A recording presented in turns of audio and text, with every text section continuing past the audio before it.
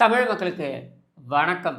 இன்னைக்கு பார்த்தீங்கன்னாக்க, விஜயுடைய கட்சி சார்ந்த வழக்குகள், பெட்டிஷன்ஸ் மாறி மாறி பார்த்தீங்கன்னாக்கா, மதுரை நீதிமன்றத்திலயும் சரி, உயர் நீதிமன்றத்தின் மதுரை கிளையிலும் சரி, சென்னை உயர் நீதிமன்றத்திலும் சரி வந்திருக்கின்றன. இதில வந்து நெறைய கருத்துக்கள் தெரிவிக்கப்பட்டிருக்கின்றன. சில உத்தரவுகள் பிறப்பிக்கப்பட்டிருக்கின்றன. அதில ஒண்ணு ஒண்ணும் எப்படியெல்லாம் வந்திருக்கிறது அப்படின்றத நம்ம பார்ப்போம்.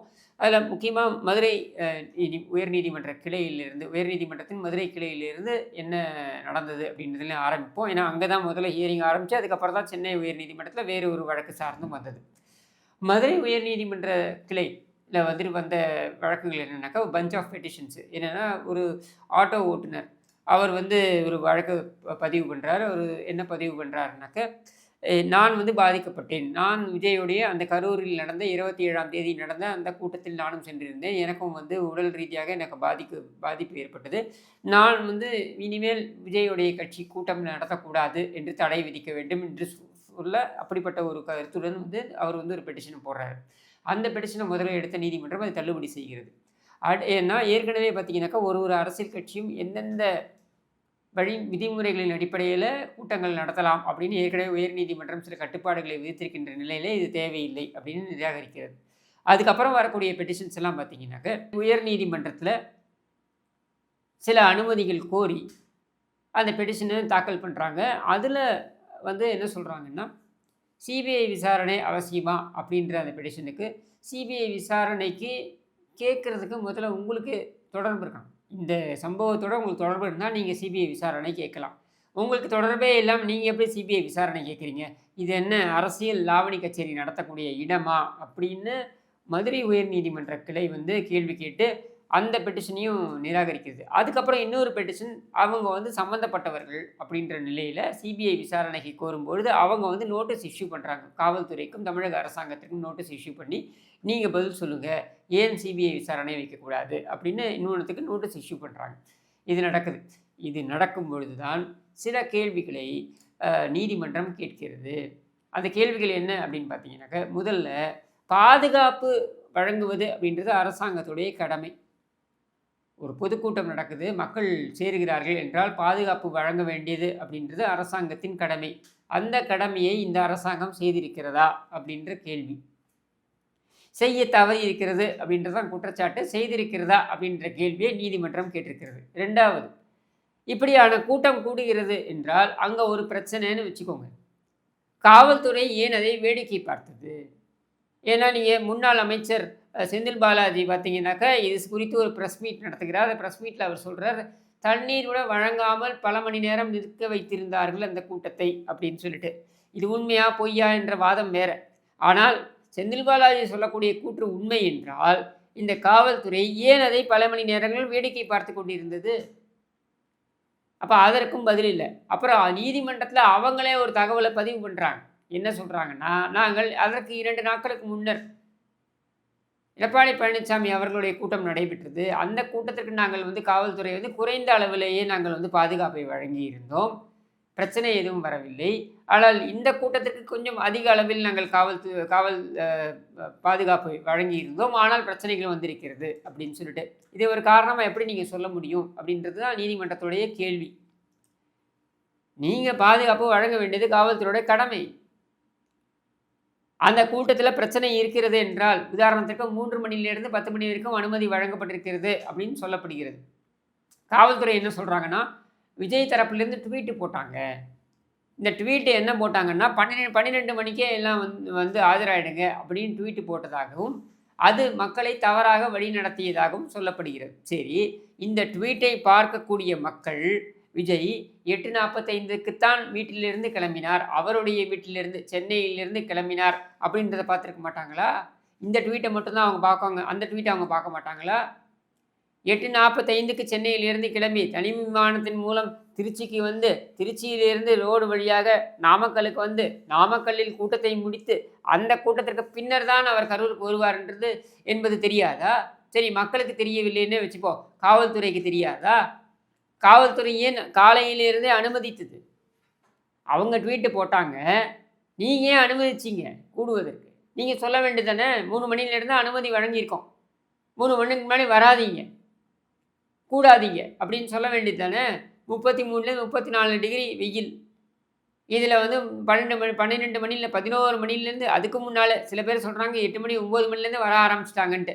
அப்போ 8 மணி 9 மணிலேருந்தே கூட்டம் கூடியது என்றால் அந்த கூட்டத்தை கூட அனுமதித்தது ஏன்? அதை கலைந்து செல்ல சொல்லியிருக்க வேண்டியது தானே உங்களுடைய கடமை. 3 மணிக்கு முன்னாடி கூட்டத்துக்கு அனுமதி கிடையாதுன்னு ஏன் அப்போ கொடுக்குறீங்க? 3 மணிலேருந்து 10 மணின்னு ஏன் டைம் கொடுக்குறீங்க? இந்த நேரத்துக்குள்ளே வரணும், இந்த நேரத்துக்குள்ளே போகணும் வெளியிலன்றது தானே. அப்போ அதை ஏன் நீங்கள் அங்கே வந்து அமல்படுத்தலை? 2வது கூட்டத்தில் அப்படி குடிநீர் வசதி இல்லை அப்படின்றது தெரிய வந்திருக்கும். கண்டிப்பாக உளவுத்துறைக்கு தெரிய வந்திருக்கும். அவங்க கண்காணித்து கொண்டே இருப்பார்கள் என்கிற நிலையில் அவங்க ஏன் ஆவணம் செய்யலை? செய்ய வேண்டியது அவர்களுடைய கடமை. அதற்கும் சேர்த்து தான் அவருக்கு பயிற்சி அளிக்கப்படுகிறது. முதலுதவியிலேருந்து ஆரம்பித்து மக்களுடைய அடிப்படை தேவைகளுக்கு ஏதாவது பிரச்சனை இருந்தால் அதையும் பூர்த்தி செய்ய வேண்டியது அந்த நிகழ்ச்சியை நடத்தக்கூடியவர்கள் மட்டுமல்ல, காவல்துறையின் கடமையும் கூட.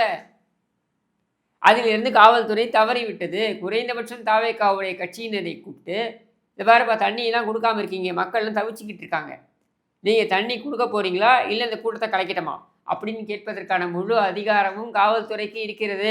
இதை ஏன் காவல்துறையை செய்யவில்லை? இதைத்தான் எதிர்க்கட்சி தலைவர் எடப்பாடி பழனிசாமியும் கேட்கிறார். நாங்கள் போய்ட்டு விஜய் கட்சிக்காரங்களே கேள்வி கேட்க முடியாது. 1.5 ஆண்டு கட்சி அது. சரியா? அவங்க என்ன அப்படியே ஒரு 50 கூட்டம் போட்டு இங்கே வந்திருக்காங்களா? இல்லை, 1.5 ஆண்டு கட்சி.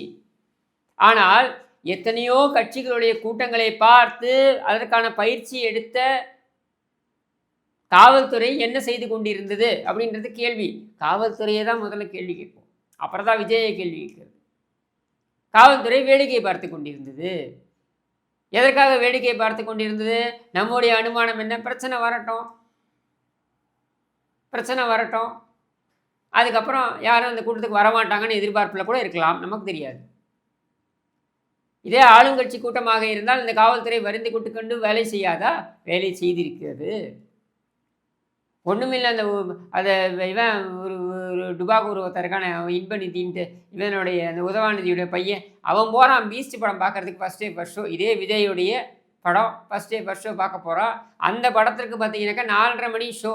அந்த அதிகாலை 4:30 மணி ஷோக்கு துணை ஆணையர் தலைமையில் 26 காவல்துறையினரை அவங்க பாதுகாப்புக்கு அனுப்புகிறாங்க. யார் அந்த இன்பநிதி? முதலமைச்சருடைய பேரன் என்பதை தவிர்த்து வேறு என்ன தகுதி அவனுக்கு இருக்குது? அவன் நண்பர்களோட பார்க்க போகிறதுக்கு நீங்கள் ஏன் முழு நேரம் பாதுகாப்பு கொடுக்குறீங்க? உங்களுடைய வேலை இதானா? அப்போ அவனுக்கே கொடுக்கக்கூடிய நீங்கள் ஏன் அந்த பொதுமக்களுக்கு கொடுக்க மறுத்தீர்கள்? இதுதான் கேள்வி. இந்த கேள்வியை தான் வேறு விதமாக நீதிமன்றம் கேட்டிருக்கு. நீங்கள் ஏன் பாதுகாப்பு கொடுக்கல? உங்களுடைய கடமை அது அப்படின்றத கேட்டிருக்கு. அதற்கான பதிலை வருங்காலங்களில் அடுத்த வாரமோ என்னமோ திரும்பி இந்த வழக்கு விசாரணைக்கு வரும்னு நினைக்கிறேன். அப்போது அவங்க கேட்பாங்கன்னு வச்சுப்போம். இதெல்லாம் அங்கே நடந்து கொண்டிருக்கிறது. அதில் பார்த்தீங்கன்னாக்கா அந்த புஷி ஆனந்த், அதாவது அதனுடைய பொதுச்செயலாளர், தாவேக்காவுடைய பொதுச்செயலாளர் புஷி ஆனந்தும், அப்புறம் அவங்களுடைய கட்சியில் முக்கிய பொறுப்பில் இருக்கக்கூடிய மாநில அளவில் முக்கிய பொறுப்பில் இருக்கக்கூடிய திரு நிர்மல்குமார் அவர்களும், இவங்க 2 பேரும் பார்த்தீங்கன்னாக்கா அவங்களுடைய முன்ஜாமீன் மனு அதையும் விசாரணைக்கு எடுத்துக்கொள்கிறது. அந்த விசாரணையில் பார்த்தீங்கன்னா ஆரம்பத்தில் புஷி ஆனந்த் அவர்கள் ஏற்கனவே புதுச்சேரியில் எம்எல்ஏவாக இருந்த காரணத்தினால் எம்பி எம்எல்ஏக்களுடைய வழக்குகளை விசாரிக்கக்கூடிய அந்த அமர்வுக்கு தான் இதை கொண்டு போகணும்னு சொல்லிடுறாங்க. ஆனால் அது தாமதப்படுத்துவதாகவும், இது நாங்கள் முன்ஜாமீன் தான் நாங்கள் கேட்குறோம், வழக்கு மேலான விசாரணை கிடையாது, அதனால் இதை இந்த நீதிமன்றமே எடுக்கலாம் அப்படின்னு சொல்லி வாத பிரதிவாதங்களே வைக்கிறார்கள். அதில் நிர்மல் உடைய தரப்பு வாதங்கள் என்னன்னாக்கா, நான் இந்த கட்சியுடைய ஒரு தலைமை பொறுப்பில் இருக்கேன். தலைமை பொறுப்புனா என்ன? மாநில அளவில் தலைமை பொறுப்பில் இருக்கேன். ஆனால் இந்த கூட்டத்துடைய தலைமை பொறுப்பு, அந்த கூட்டத்தை உடைய பொறுப்பு யாருக்கு இருந்தது என்றால் அந்த மாவட்ட செயலாளர் திரு மதியழகன் அவர்களுக்கு. மதியழகன் கைது செய்யப்பட்டிருக்கிறார். அப்போ என் மீது நீங்கள் நடவடிக்கை எடுக்கிறது அப்படின்னாக்கா, இப்போ நாளைக்கு வேறு ஒரு கட்சியுடைய பொதுச்செயலாளர், இப்போ உதாரணத்துக்கு திமுக கூட்டத்தில் ஒரு பிரச்சனை நடக்குதுன்னா திமுகவுடைய பொதுச்செயலாளர் துரைமுருகனோ இல்லை யார் இருக்காங்களோ அவங்களை கைது பண்ணுவீங்களா? இது ஏற்றுக்க முடியுமா? அப்படின்ற கேள்வியை வைக்கிறார்கள், இந்த வாதத்தை வைக்கிறார்கள். அடுத்த வாதம் என்ன வைக்கிறார்கள் என்றால், இந்த கூட்டத்தை பொறுத்த வரைக்கும் நாங்கள் நம்புகிறோம் இதற்குள் ஒரு சதி நடந்திருக்கிறது, தடியடி நடந்திருக்கிறது. இந்த தடியடி பிரவேசத்தின் காரணமாகத்தான் மக்கள் அங்கு இங்கும் கலைந்து செல்லும்போது தள்ளுமுள்ளு ஏற்பட்டிருக்கிறது, அதிலிருந்து தான் பிரச்சனை ஏற்பட்டிருக்கிறது அப்படின்ற வாதத்தையும் வைக்கிறார்கள். இதுக்கு அப்ஜெக்ஷன் தெரிவிக்கிறாங்க அரசு தரப்பில். பட் அதையும் மீறி இவங்க என்ன சொல்கிறாங்கன்னாக்கா, அவங்க அப்ஜெக்ஷன் தெரிவிக்கிறது ஒரு பக்கம். ஆனா நாங்கள் எங்கள் தரப்பை சொல்லணும் இல்லையா? நாங்கள் ஒரு கட்சி நடத்துகிறோம். நாங்கள் இந்த கட்சி ஒரு கூட்டத்தை நடத்த வேண்டும் என்று கோருகிறோம். அவர்கள் ஒரு இடத்தை கொடுக்கிறார்கள். அந்த இடத்தில் நாங்கள் விதிமீறல் எதுவுமே செய்யாமல் அந்த கூட்டத்தை நடத்தியிருக்கிறோம் அப்படின்றத அவங்க வாதமா வைக்கிறாங்க. இந்த வாதத்தை எல்லாம் ஏற்று எடுத்துக்கொண்ட கருத்தில் எடுத்துக்கொண்ட நீதிமன்றம் இறுதியில அவங்களுடைய அந்த முன்ஜாமீன் மனுவை நிராகரிக்கிறது. முன்னாடியே நான் வந்து இது சம்மந்தமா நான் பேசும்பொழுது சொன்னேன். ஒரு கட்சியுடைய அதாவது நாங்கள் திமுகவுக்கு மாற்று அப்படின்னு சொல்லக்கூடிய ஒரு கட்சி. ஒரு கட்சி அந்த கட்சியுடைய பொதுச் செயலாளர் தலைமறைவாக இருப்பது அப்படின்றது சரியான விஷயம் கிடையாது. முன்ஜாமீனுக்கு முன்னரே அவர் வந்து சரண்டர் ஆயிருக்கணும் அப்படின்றது என்னுடைய தனிப்பட்ட கருத்து. இது வந்து அந்த கட்சி ஏற்றுக்குது ஏற்றுக்கல, அது அவங்களுடைய இஷ்டம், அவங்களுடைய கட்சி, அவங்களுடைய விருப்பம். என்னுடைய கருத்து இது, தனிப்பட்ட கருத்து இது. 2வது முன்ஜாமீனில் என்ன பிரச்சனை அப்படின்னா, நீங்கள் முன்ஜாமீன் போட்டு அதை நீதிமன்றமே நிராகரித்து விட்டது என்றால், நீதிமன்றம் காவல்துறைக்கு ஒரு அனுமதி கொடுத்ததாக, முக்கியமாக ஒரு உத்தரவு கொடுத்ததாகத்தான் அது எடுத்துக்கொள்ளப்படும். என்னன்னா, உடனே அவர்களை கைது செய்யுங்கள் அப்படின்ற உத்தரவு கொடுத்ததாகத்தான் அது பார்க்கப்படும். அப்போ 3 படையை போட்டு தேடுறாங்கனாக்கா 5 படையாக தேடுவாங்க. 5 படை போட்டிருக்காங்கன்னா 7 படையாக போட்டு தேடுவாங்க அப்படின்றது தான் இதில் நம்ம பார்க்க வேண்டியது. இவங்க உச்சநீதிமன்றத்துக்கும் போகலாம், அதற்கான வாய்ப்பும் இருக்கிறது. இது ஒரு புறம் இருக்க, சென்னை உயர்நீதிமன்றத்தில் இன்னொரு மனு வந்தது விசாரணைக்கு. அதில் பேசக்கூடிய நீதியரசர் பார்த்தீங்கன்னாக்கா, அவர் உள்ளபடியே அவருடைய வருத்தத்தை தெரிவித்திருக்கிறார். இந்த சம்பவம் வந்து மிகவும் வருந்தத்தக்க ஒரு சம்பவம் என்கிற நியாயமான அந்த வருத்தத்தை தெரிவித்திருக்கிறார். ஆனால் அதற்கப்புறம் சில கருத்துக்களை அவர் தெரிவித்திருக்கிறார். அங்கு தான் நமக்கு சில ஆட்சேபனைகள் இருக்கிறது. அந்த கருத்து என்ன அப்படின்னாக்கா, அந்த நீதியரசர் என்ன சொல்கிறாருன்னா, இவரெல்லாம் ஒரு தலைவரா, இவருக்கெல்லாம் ஒரு தலைமை பண்பு இருக்கிறதா அப்படின்ற கேள்வியை கேட்டிருக்கிறார். அது நீதிமன்றத்துடைய வேலை கிடையாது. யாருக்கு தலைமை பண்பு இருக்கிறது, யார் யாருக்கு என்னென்ன மாதிரியான தலைமை பண்பு இருக்கிறது என்பதையெல்லாம் ஆராய்வது நீதிமன்றத்துடைய வேலை கிடையாது. அது மக்கள் முடிவு பண்ணுவாங்க. மக்கள் மன்றத்தில் போய் நின்று இவருக்கு தலைமை பண்பு இருக்கா, இவருக்கு தலைமை பண்பு இல்லையா அப்படின்றத மக்கள் முடிவு பண்ணுவாங்க. நீதியரசர் பார்க்க வேண்டியதெல்லாம் சட்டம் மீறப்பட்டிருக்கா, சட்டம் மீறப்படலையா, இவ்வளவுதான். அடுத்த கேள்வி கேட்குறாரு, பிரச்சனை நடந்தவொடனே எல்லாரும் ஓடி போயிட்டீங்க அப்படின்ட்டு. உள்ளபடியே மேம்போக்காக பார்த்தீர்கள் என்றால் ஆமாம், பிரச்சனை நடந்த உடனே யாருமே அங்கே இல்லை என்பது உண்மை. இதற்கு 2 காரணங்கள் இருக்கிறது. அந்த 2 காரணங்கள் என்னன்னா, முதல் காரணம் என்னன்னா, அவர்கள் மிரட்டப்பட்டிருக்கிறார்கள் அப்படின்னு அவர்கள் தரப்பிலிருந்து சொல்கிறார்கள். அங்கே பேசும்பொழுது அவர்கள் சொல்கிறார்கள், அது எனக்கு நியாயமாகவும் படுது. ஆமாம், அது நடந்திருப்பதற்கான சாத்தியக்கூறுகள் அதிகம். என்னன்னா, நீங்கள் இங்கே வந்தீங்கன்னா சட்டம் ஒழுங்கு பிரச்சனை ஆகிடும். அந்த மருத்துவமனைக்கு வெளியில் பார்த்தீங்கன்னாக்கா கிட்டத்தட்ட 5000 பேர் கூடிட்டாங்க. அப்போ அந்த 5000 பேர் கூடிட்டாங்க அப்படின்னும் பொழுது இது சட்டம் ஒழுங்கு பிரச்சனையை ஏற்படுத்திடும். அதனால் நீங்கள் இங்கே வராதீங்க என்று காவல்துறை தரப்பிலிருந்து சொல்லப்பட்டிருக்கிறது, அழுத்தமும் கொடுக்கப்பட்டிருக்கிறது. அதனால் தான் யாரும் அங்கே வர முடியல, அந்த இடத்தை நோக்கி கூட வர முடியல, வந்தால் தாக்குதல் நடக்கும் அப்படின்ற ஒரு ஐயப்பாட்டை இவர்கள் விதைத்தார்கள். யார்? காவல்துறை தரப்பிலிருந்து. விஜயே கூட அங்கே வர வேண்டும் என்று சொன்னபோது கூட அவருக்கு அனுமதி மறுக்கப்பட்டிருக்கிறது அப்படின்னு விஜய் தரப்பு சொல்கிறார்கள். ஆதவர்ஜுனா அங்கேயே தான் காரில் சுற்றிட்டு இருந்தாப்புல. ஆனால் அவர் அந்த இடத்துக்கு போக முடியல, ஏன்னா போனால் பிரச்சனை வரும்ன்ட்டு. இங்கே தான் 2வது பிரச்சனை. நான் சொன்னேன் இல்லையா, 2 காரணம் இருக்குன்னு. இந்த 2வது காரணத்தை நீங்கள் பார்க்கணும். என்னென்னா, இந்த கட்சி உருவாகி 1.5 ஆண்டுகள் தான். அந்த யதார்த்த அரசியல் என்பதற்கு இன்னும் அவர்கள் வரவில்லை. ஒரு பிரச்சனை நடக்குதுன்னா அங்கே போய் நிற்கிறதுக்கான அந்த ஒரு என்ன சொல்கிறது, ஒரு கன்விக்ஷன்னு சொல்லுவாங்க இல்லையா, அது அவங்கக்கிட்ட இல்லை. ஏன்னா அவங்க இந்த ஆட்டத்துக்கு புதுசு. அப்போ இந்த பிரச்சனை என்ன ஆகும், எப்படி இதை எதிர்கொள்வது, இது எதுவுமே வந்து அவங்களுக்கு வழிகாட்டுவதற்கு ஆட்கள் சரியாக இல்லை. ஆட்கள் இருக்காங்க, வழிகாட்டி இல்லை. அப்போ அங்கே போய் நிற்கணும், அந்த பிரச்சனைக்கு அங்கே போய் நிற்கணும்னா போய் நின்றுடுவாங்க. போய் நில்லுங்கடா அப்படின்னு சொன்னால், இப்போ தலைவர் இப்போ விஜய் கூப்பிட்டு போய் நில்லுங்கப்பா அப்படின்னு சொன்னார்னா அங்கே வந்து கூட்டிடுவாங்க. ஆனால் விஜய் சொல்லாமல் தவிர்த்ததற்கான காரணம் என்னென்னா, அது மேலும் சட்டம் ஒழுங்கு பிரச்சனையை ஏற்படுத்தும் என்பதனை விஜயும் உணர்ந்து இருக்கிறார். அதனால தான் அவர் அதை சொல்லாமல் விட்டார். விஜயே அங்கே தங்கி இருந்தாலும் அந்த பிரச்சனையை மேலும் அதிகரித்திருக்கும். அதை வைத்து விஜய் அரசியல் ஆதாயம் கூட தேடி இருக்கலாம். ஆனால் அதை செய்திருந்தால் அங்கே இன்னொரு சட்டம் ஒழுங்கு பிரச்சனை இன்னும் அதிகமாக இருக்கும். அப்படின்றதுனால இதுக்கு மேலே அந்த மக்களை அல்லல்படுத்த வேண்டாம் என்று கூட விஜய் நினைத்திருக்கலாம், நமக்கு தெரியாது. ஆனால் நீதிமன்றம் இதை கருத்தில் கொள்ள வேண்டும். அதை கருத்தில் கொள்ளாமல் இந்த கருத்தை தெரிவித்திருக்கிறது நீதிமன்றம் அப்படின்னு தான் நான் நினைக்கிறேன். அது திரும்பவும் சொல்கிறேன், நீதிமன்றம் அப்படின்றது இப்போ நம்ம வந்து ஒரு பிரதமரை வந்து முதல் சேவகன் என்று சொல்கிறோம், நாட்டின் முதல் சேவகன். நம்ம வந்து முதலமைச்சரை நாட்டின் மாநிலத்தின் முதல் சேவகன் என்று பார்க்கிறோம். ஆனால் நீதிபதிக்கு தான் நீதி அரசர் என்று சொல்கிறோம். அந்த அரசனுக்கான மரியாதையை நாம் கொடுக்கிறோம். ஏனென்றால் நீதி பரிபாலனத்தில் அவர்கள்தான் அங்கே முக்கியமான நபர்களாக நிற்கிறார்கள் என்பதனால் நம்ம அதை செய்கிறோம். அப்படி பார்க்கும் பொழுது இந்த மாதிரியான கருத்துக்கள் நீதிபதியோட தனிப்பட்ட கருத்துக்களாக இருக்கலாம். ஒருவருக்கு தலைமை பண்பு இல்லை அப்படின்னு நீதிபதி நினைக்கலாம். அப்படி உங்களுக்கு நினைச்சீங்கன்னா போய் அவருக்கு ஓட்டு போடாதீங்க, அவ்வளவுதான், அதோடு நின்றுவிடும். ஆனால் நீதிமன்றத்தில் வந்து நீங்கள் இந்த மாதிரியான கருத்தை தெரிவிப்பது அப்படின்றது அவசியமா என்றால் என்னை கேட்டால் அவசியமற்றது. உங்களுக்கு அந்த உரிமை இருக்கிறதா என்றால் உங்களுக்கு எதை பேசுவதற்கும் உரிமை இருக்கிறது. ஒபித்தேர் திக்தம் அப்படின்ற பேரில் அது வந்து கருத்தில் எடுத்துக்கொள்ளப்படும், அதாவது கருத்தாக எடுத்துக்கொள்ளப்படும். ஆனால் அது உங்களுடைய தனிப்பட்ட கருத்து. இதெல்லாம் ஒரு கட்சியா அப்படின்லாம் கேட்கறதுக்கான உரிமை உங்களுக்கு இருக்கா என்றால் உரிமை உங்களுக்கு இருக்கலாம். ஆனால் அது தேவையா என்றால் தேவையில்லாதது. உங்களிடம் வந்து எது கட்சி இல்லை என்று கேட்பதற்காக உங்கள் கருத்தை, மேலான கருத்துக்களை கேட்பதற்காக அங்கே பெட்டிஷனை நம்ம தாக்கல் செய்யலை. அவர் சட்டத்தை மீறி இருக்கிறாரா, மீறி இல்லையா? மீறி இருக்கிறார் என்றால் மீறி இருக்கிறார் என்பதற்கு அவர் மீது நடவடிக்கை எடுக்க வேண்டும் என்று உத்தரவை பிறப்பியுங்கள். அதற்கான அத்தனை உரிமையும் உங்களுக்கு இருக்கிறது. மாறாக இது போன்ற கருத்துக்கள், அந்த கருத்துக்களை வைத்து ஒரு மீடியா பில்டப், விஜய் எல்லாம் ஒரு தலைவரா என்று நீதிபதியை கேட்டுவிட்டார். நீதிபதி யார் அதை கேட்பதற்கு? நீதிபதி யார் அதை கேட்பதற்கு? இவர் ஒரு தலைவரா இல்லையா என்பதனை முடிவு செய்வது யார்? அவருடைய கட்சி தொண்டர்கள்.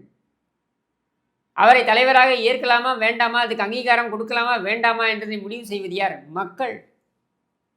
அவருக்கு அந்த தகுதி இருக்கிறதா இல்லையா என்பதனை போட்டியிடுவதற்கு, ஒரு தலைவராக ஒரு தேர்தலில் போட்டியிடுவதற்கு தகுதி இருக்கிறதா இல்லையா என்பதனை முடிவு செய்வது யார்? தேர்தல் ஆணையம். நடுவில் நீதிபதி யார்? அதனால் இவர்கள் அந்த மாதிரியான கருத்துக்கள் அவசியமற்றது அப்படின்றது என்னுடைய கருத்து. அதிலே பார்த்தீங்கன்னாக்கா சில வேலிட் பாயிண்ட்ஸையும் நீதிபதி கேட்டிருக்கார். என்ன அப்படின்னா, நீங்கள் வந்து அவர் பஸ்ஸு வருது, அந்த பஸ்ஸுக்கு பக்கத்துலேயே பார்த்தீங்கன்னாக்கா அது வாகனத்தில் டூ வீலரில் துரத்திட்டே வர்றாங்க. அவங்க வந்து விழுந்து, அதாவது பஸ்ஸில் இடித்து விழுந்து அவங்க அடிப்படுது. ஆனாலும் பஸ்ஸு நவுந்துக்கிட்டு இருக்கு. இது ஹிட் அண்ட் ரன் அப்படின்னு சொல்கிறாரு. நியாயமான வாதம். நீதிபதி கேட்டிருக்கின்ற வாதம் நியாயமானது தான். அதற்கு நீங்கள் வழக்கு பதிவு பண்ணிக்கணும். ஏன் நீங்கள் வழக்கு பதிவு பண்ணலன்னு கேட்குறாரு. இல்லைங்க, எங்களை வந்து நீங்கள் டிஸ்கரேஜ் பண்ணாதீங்க அப்படிங்கிற அரசு தரப்பு வழக்கறிஞர். நான் டிஸ்கரேஜ் பண்ணலைங்க, நியாயமான கேள்வி கேட்குறேன். இவர்கள் சட்டத்திற்கு அப்பாற்பட்டவர்கள் கிடையாது இல்லை.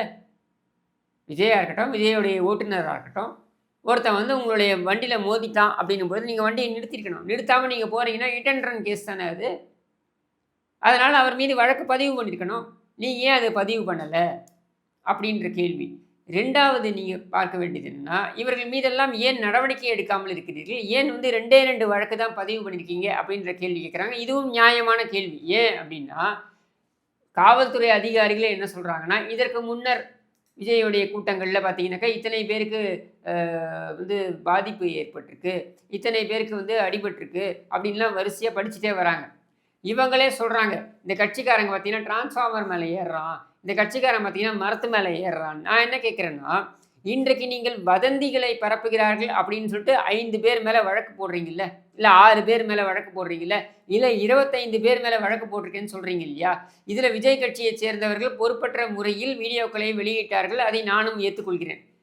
போலீஸ் ஸ்டேஷனை கொளுத்திடுவோம், அதை கொளுத்திடுவோம், இதை கொளுத்திடுவோம், உதார விட்டு பேசியதெல்லாம் வந்து ஆர்வ கோளாறில் செய்தாலும் அது குற்றம்தான். கூட்டு கண்டிக்கணும்.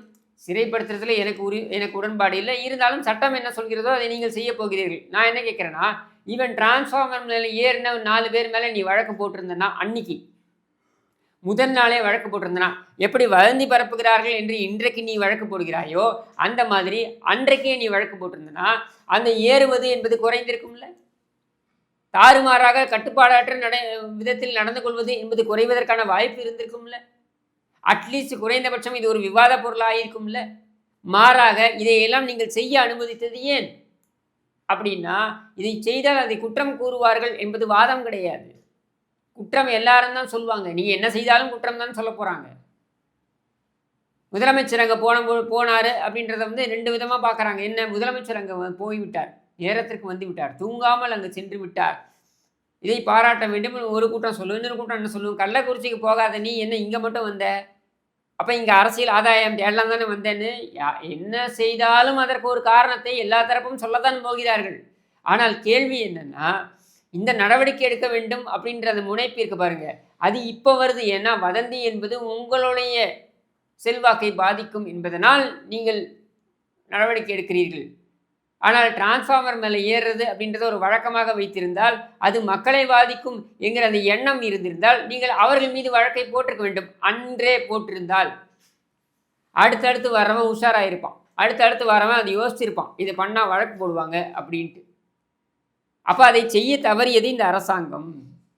இதையெல்லாம் இந்த கருத்துக்களை எல்லாம் தெரிவித்து விட்டு நீதிபதி கடைசியாக என்ன சொல்கிறாருன்னா, அஸ்ரா கர்க் என்கிற அந்த காவல்துறை அதிகாரியின் தரப்பில் ஒரு சிறப்பு புலனாய்வு டீம் குழு ஒன்று அமைக்கப்பட்டு அவர்கள் அந்த விசாரணையை மேற்கொள்வார்கள் என்று முடித்து கொண்டார். நீதிபதியை பொறுத்த வரைக்கும் சில நியாயமான கருத்துக்களை தெரிவித்திருக்கிறார், சில அவசியமில்லாத கருத்துக்களையும் தெரிவித்திருக்கிறார். இந்த நியாயமான கருத்துக்களை நம்ம கருத்தில் கொள்வோம், நல்லதை எடுத்துக்கொள்வோம், தேவையில்லாததை விட்டுவிடுவோம். இந்த நியாயமான கருத்துக்களுக்கு விஜய் தரப்பு பதில் சொல்லியே ஆக வேண்டும். அது என்ன அப்படின்னா, உங்களுடைய கட்சி கட்டமைப்பு என்பது இங்கே ஒரு பிரச்சனையை எதிர்கொண்டிருக்கிறது. இந்த பிரச்சனை என்னன்னா, மேல் மட்டத்தில் சரியான வழிகாட்டி இல்லை. இது தலைவரே செய்ய வேண்டும் என்று எதிர்பார்க்க முடியாது. மற்றவர்கள் அந்த 2ஆம் கட்ட தலைவர்கள் இருக்காங்க இல்லையா, இவங்க அந்த வழிகாட்டுதலை செய்திருக்க வேண்டும், அவர்கள் செய்யவில்லை அப்படின்றது உண்மை. அப்போ உங்களுக்கு இருக்கக்கூடிய இந்த ஆதரவு, உங்களுக்கு இருக்கக்கூடிய இந்த ரசிகர்கள், உங்களுக்கு இருக்கக்கூடிய இந்த பார்வையாளர்கள், இதெல்லாம் இருக்கு பாருங்க, இதையெல்லாம் சரியாக வழிநடத்தி செல்வதற்கு இங்கே ஒரு அமைப்பு இல்லை அப்படின்றது தான் இதிலிருந்து நாம் புரிந்து கொள்ளக்கூடியது. இதை விஜய் தரப்பு கண்டிப்பாக சுய பரிசோதனை செய்வார்கள் என்று தான் நான் நம்புகிறேன். ஆனால் இதில் கடைசியாக நம்ம புரிந்து கொள்ள வேண்டியது, அரசாங்கத்திற்குத்தான் கூடுதல் பொறுப்பு இருக்கிறது. ஒரு 1.5 வயது குழந்தை மீது அத்தனை பழியும் போட்டுவிட்டு ஒரு 75 வயது எருமை, யார் நம்ம திமுகவை தான் சொல்கிறேன், சாக்கடையில் உழக்கூடிய எருமையான திமுக தப்பித்து கொள்ள முடியாது. அதிகாரம் உன்னிடம் இருக்கிறது, நீதான் அதற்கான பதிலை சொல்ல வேண்டும். மற்றவர்களை சென்று நாங்கள் கேட்க மாட்டோம். 1000 பேர் வருவான், கூட்டம் போடுறேன்னு சொல்லுவான். இந்த கூட்டத்தில் பிரச்சனை வந்தால் பாதுகாப்பு குறைபாட்டினால் அது நடந்திருக்கிறது என்றால் உன்னைத்தான் நாங்கள் கேள்வி கேட்போம் என்கிற வகையில் அந்த திமுக அரசாங்கம் தான் இதற்கு பதில் சொல்ல வேண்டும். முக்கியமாக அந்த துறையை கையில் வைத்திருக்கின்ற முதலமைச்சர் தான் இதற்கு பதில் சொல்ல வேண்டும் என்று கூறி விடைபெறுகிறேன். நன்றி, வணக்கம்.